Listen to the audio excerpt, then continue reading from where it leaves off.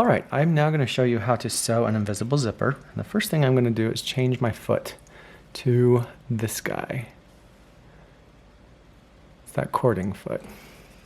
Or a zipper foot, whatever people want to call it. I've heard it called so many different things. The next thing that I'm going to do, I have a ridiculously long zipper here. I always get my invisible zippers pretty long, but if you're going to get one that almost exactly fits the spot that you want to fill in, always get it about 1 inch or 2 inches too long. And that's important because you're going to need a little bit of extra working space with the zippers. So you might go, but I don't want a whole bunch of extra zipper tape down there. Believe me, you need the extra tape. So make sure it's about 1 inch bigger than what you want the final measurement to be.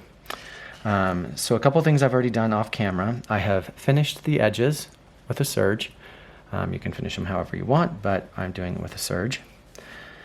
And then the other thing I've done is I've taken my invisible zipper and I've pressed the coils open. So here's an invisible zipper. I know that's pretty dark.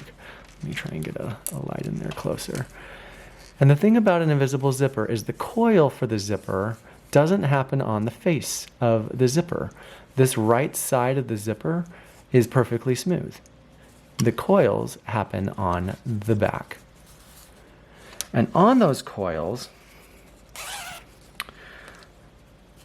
they come closed, and you can see that I can push them open.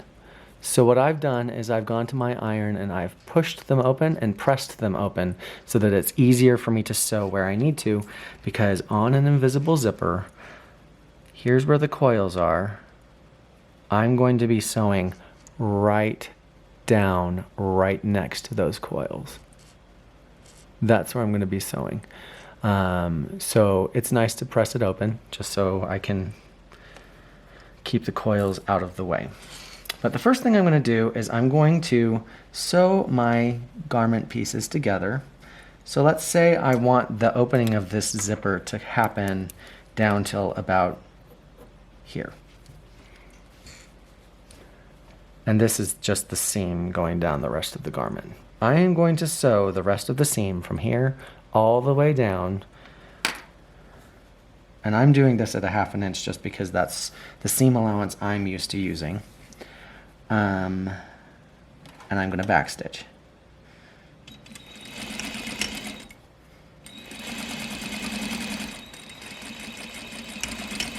And you don't have to press it open yet. We'll press it open later at the end. In fact, I find it easier not to press it open.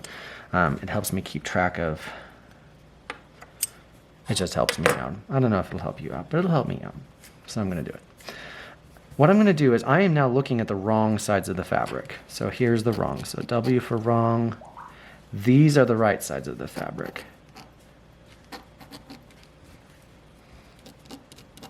Okay.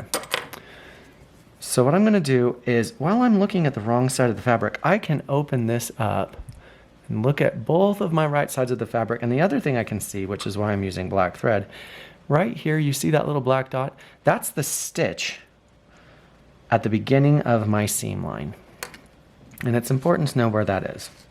So the next thing I'm going to do is I've got my zipper and I've got it up like facing down. So here's the right side of the zipper. I'm putting it facing down and I'm lining up one edge of the zipper with the edge of my fabric, and I'm going to get my zipper pull out of the way.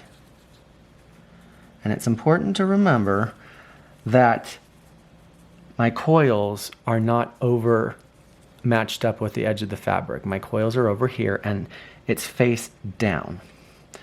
And I'm just going to line up my little top of the zipper in line with the top of my fabric. I'm not having it poke out and I'm not having it come down below or anything. I'm lining it up.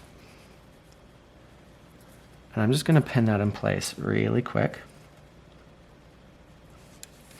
And then the other spot that I'm really going to be careful about lining up is right where the zipper lines up with the finish of at the beginning of my seam line here. And I'm going to make sure that when I've opened up my coils, the point that I'm going to sew right next to the coil ends right in line with that beginning of my seam line.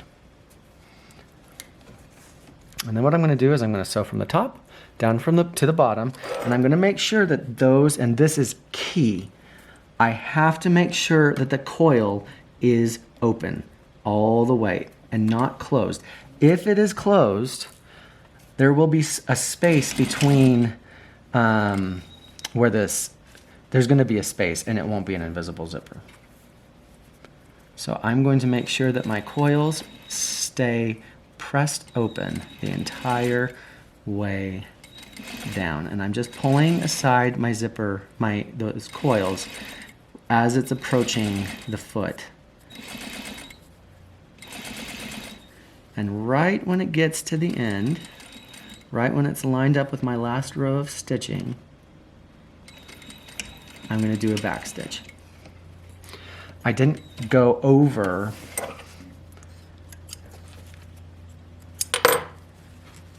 any of this other side. I didn't go over any of that. But if I look on the back side of this, they're pretty closely lined up. That'll be enough for success. Next thing I'm going to do is I'm going to close my zipper. Don't get confused when it's like this and it's all twisted around. Just start zipping it and let the zipper start reorganizing itself, and you'll be fine. But it's important to close the zipper. And now when I open it up, because I stitched right next to the coil, I have basically finished one edge of my seam line. And now what I'm going to do is I'm going to take this that I folded back last time, and I'm going to lay it down on top of my zipper. I'm going to flip it over. I'm going to make sure, when I look inside here again, there is where I started my seam line, and I'm going to make sure that it doesn't that it's perfectly lined up, and I'm not going to let it twist or get off kilter either direction. I'm going to make sure that that perfectly lines up, and then I'm also going to make sure that this other side goes and lines up where I need it to line up here. Now, here's why we want a little bit of extra down here. Obviously, I have gobs, but if it was just an inch extra, where it could unzip all the way down to here, that is ideal. Because what I'm going to do is I need to get the zipper pull out of the way so that I can open up the coils so I can stitch. So I'm starting to unzip. I'm going to get down to about where my needle is. I'm going to turn it to the right side of the fabric, and I'm going to take the pull and I'm going to shove it down inside. And then when I lift the bottom up, the zipper pull is right here. And I can finish unzipping it so that it's out of the way. And now I can open all this back up. And last time I started sewing from the top and went down. This time, because of the orientation of my foot, I'm going to start at the bottom and come up. And I'm just going to start back stitching right there at the base of my zipper, where it meets the seam line. And then I'm going to just sew all the way back up the other side, making sure that my zipper teeth are held back out of the way. And when I get to the top, I'll back stitch, pull it out, trim off all my excess thread. And here's where it's kind of magical, because what I'm going to do is I've got the zipper upside down, and I'm going to stick my fingers through and grab the pull tab for the zipper. And I'm looking at the base of the zipper, like at the back side of the zipper, and I'm just going to zip it all the way up. And when I turn it to the correct side of the fabric, my zipper is completely hidden And now I can take it over to the iron and finish pressing open my seam. I can repress the surface of the fabric so that this zipper, I wouldn't pull it apart, because if you pull really hard you can see the zipper. But if you just press it so that it's just gentle, like that, you will have an invisible zipper. The other thing, when you have such a ridiculously long zipper like this, you do need to shorten it a little bit. And even if all you have is an extra inch, I would still do this step where you pull the bottom up, and I'm just going to do a quick stitch right where the zipper hits the fabric. And basically what I've done is I've just shortened the zipper. That is where we shorten zippers. We don't chop off the tops, we chop off the bottom.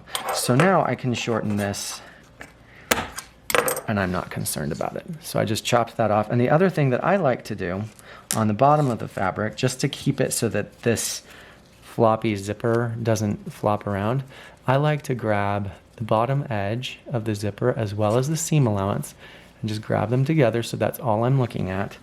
And I like to stitch on the zipper tape and the seam allowance fairly close to the zipper.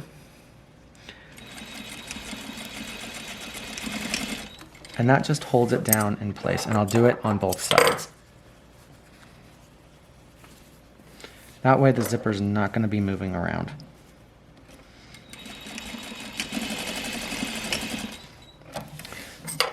The nice thing about this is if you've got a lining or something, a lining can cover up the bottom of this. If you wanted to, before you stitch that down, you could also come in and finish a little bias edge along the bottom of that so it's not pokey at all. There's lots of different ways that you could finish the bottom of that if you wanted to. But the main point is, here is how you do an invisible zipper.